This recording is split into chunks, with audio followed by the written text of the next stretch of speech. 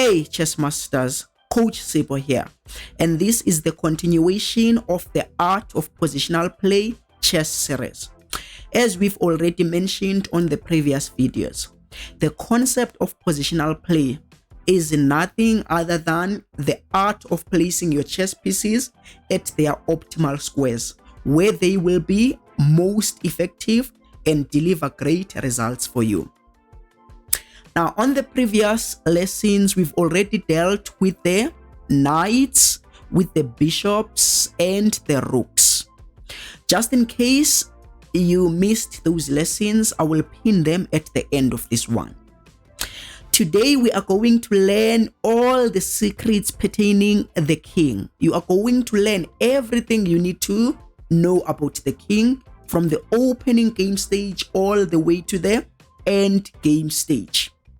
After sharing the theory or the secrets pertaining the king, I'm going to demonstrate with my own games which I played online. And the interesting part is that those games were bullet games, 1 minute chess. So without any more delays, let's dive into it. Let's deal with the king. Now, how do you use the king? In order to really understand how to use the king, you need to know first that the game of chess is divided into 3 stages. I believe you already know that. So there's the opening game stage, middle game stage, and the end game stage. Now, the king must always be hidden in the opening game stage and the middle game stage. You do that by castling. After castling, you can see that both kings are safe. White has castled. The king is very protected by these 3 pawns. So it's very difficult to get to that king. Same thing with the black king. It has castled and it is well protected by these pawns. It is difficult for the white player to get to this king. So the king, we all know it is the most valuable piece. It is like a gold or a very precious resource. Okay, you need to hide it in the opening and the middle game. However, in the end game stage, most of pieces have been exchanged. Now, when we get to the end game, there are very few bigger pieces remaining, and we have a lot of pawns. Now, the king becomes a different beast in the end game stage.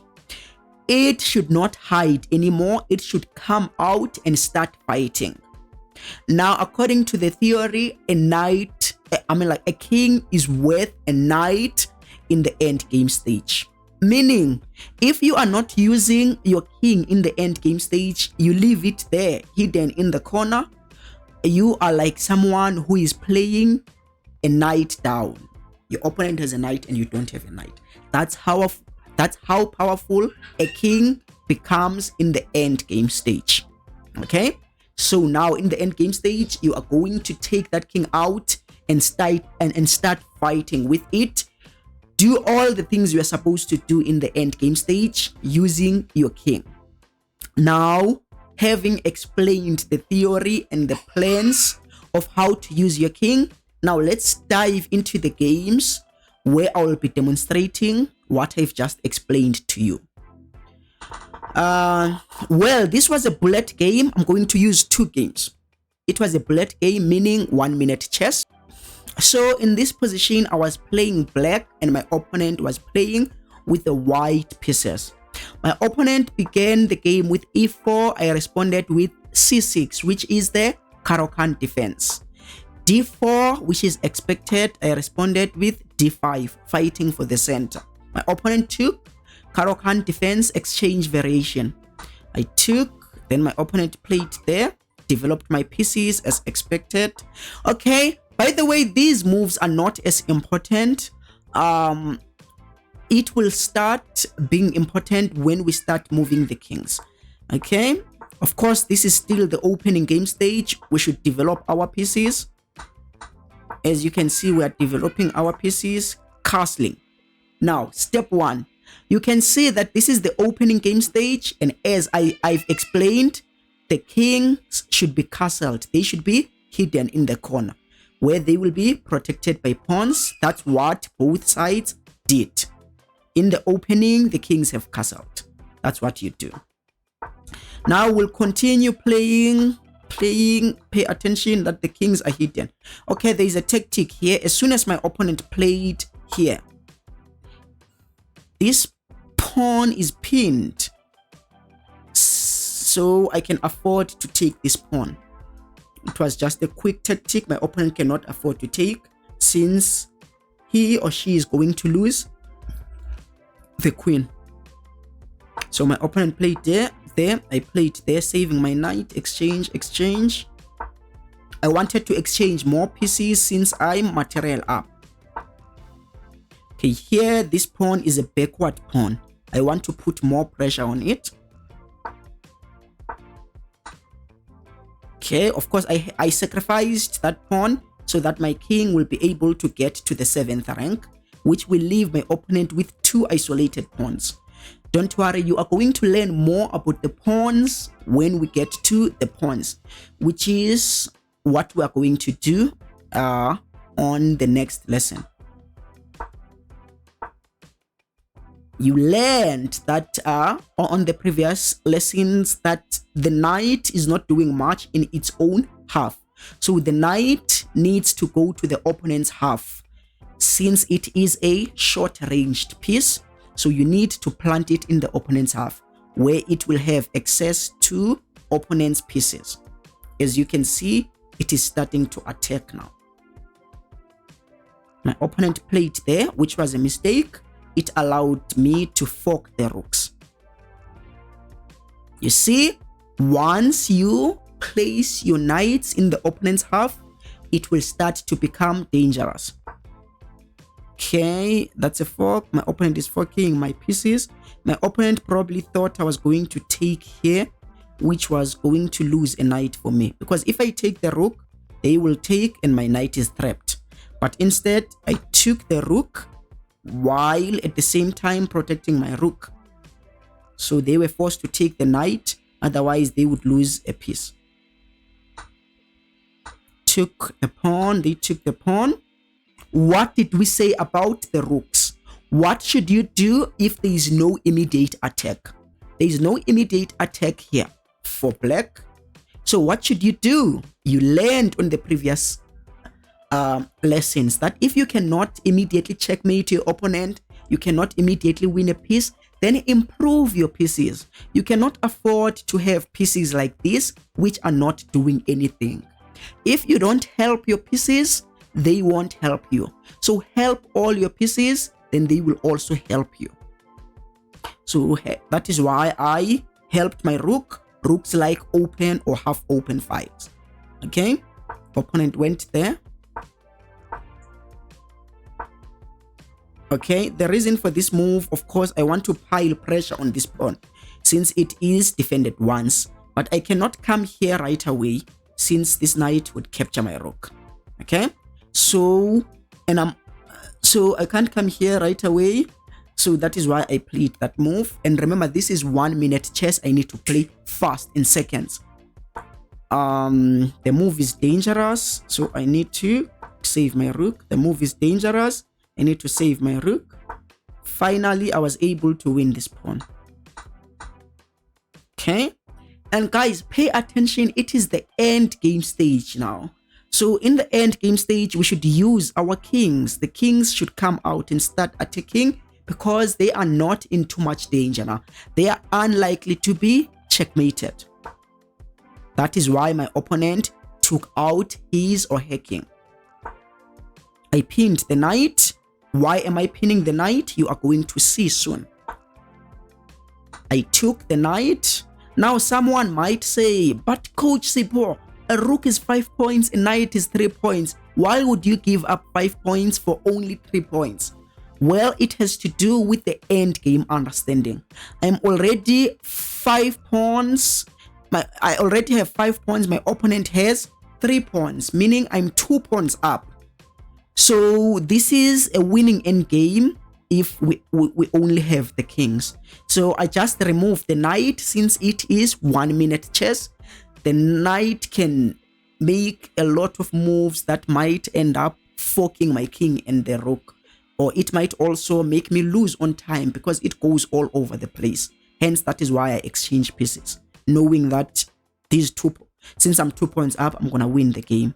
It is called simplification. I'm simplifying the game. Now pay attention, I'm bringing my king, because even though I have 2 pawns, they are not enough to win the game.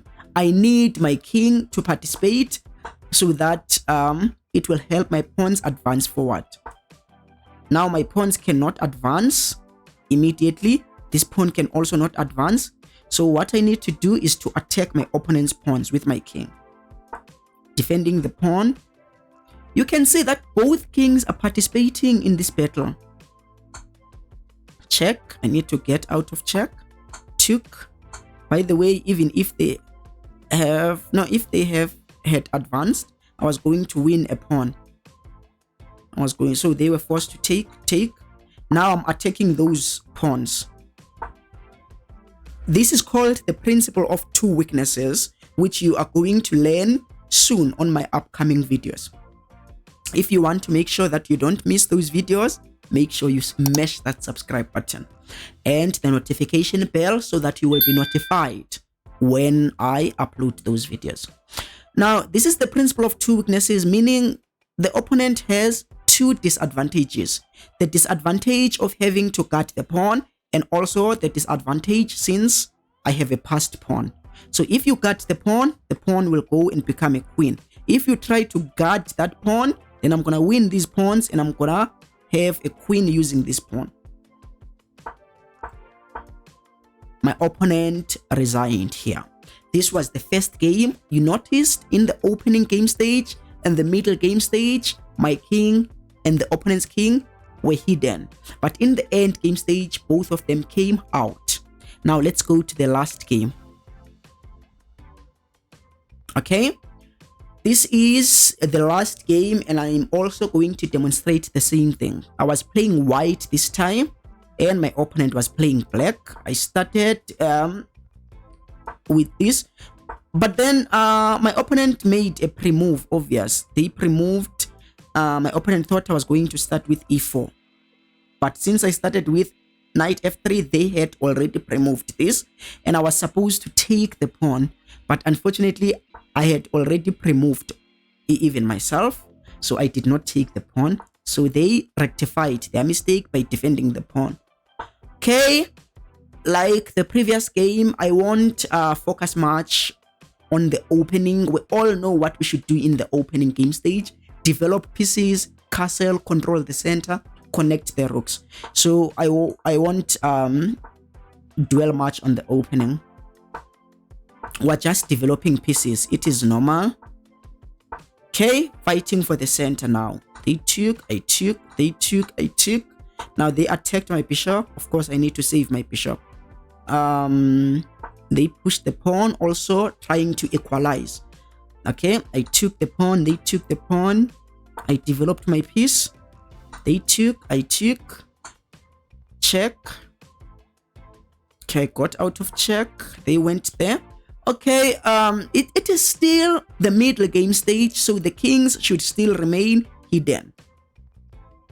Now, after my opponent went there, the bishop is no longer guarding the knight, so I took to make sure I ruin their pawn structure, which will be very useful for me in the end game. Now, if I can just exchange pieces and go to the end game, it will be very favorable for me since I have a better pawn structure. Now I want to exchange pieces. My opponent is forced to take here. Otherwise, if they run away, they are going to lose a bishop since a knight and the queen are attacking the bishop. So my opponent is forced to take the queen. I'm exchanging pieces by force. Now I'm winning a pawn.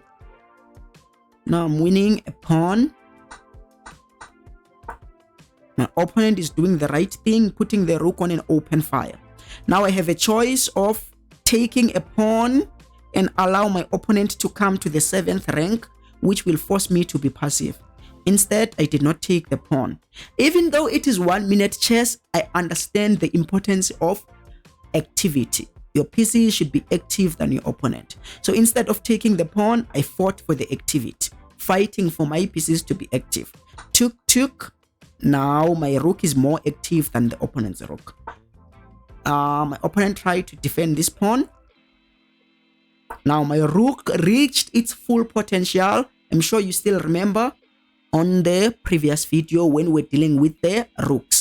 The rook likes the open file, but its ultimate goal is to finally get to the 7th rank or 8th rank, where it will be able to attack opponent's pawns.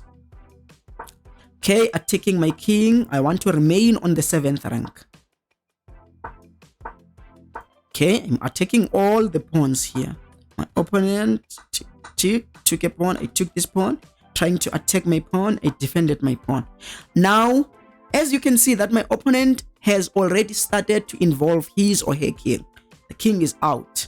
Now, I wanted to check so that I attack that pawn.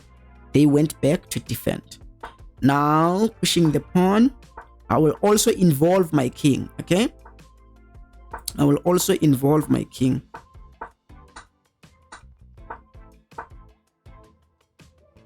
Now I pushed the pawn because my opponent won't be able to take, because since the pawn is pinned, I would win the rook. That is why I pushed the pawn. Now I exchanged pieces because I know the end game is winning for me since I'm 2 pawns up. And it is also bullet chess, 1 minute chess. I was playing with seconds remaining on my clock, so I wanted to simplify the position.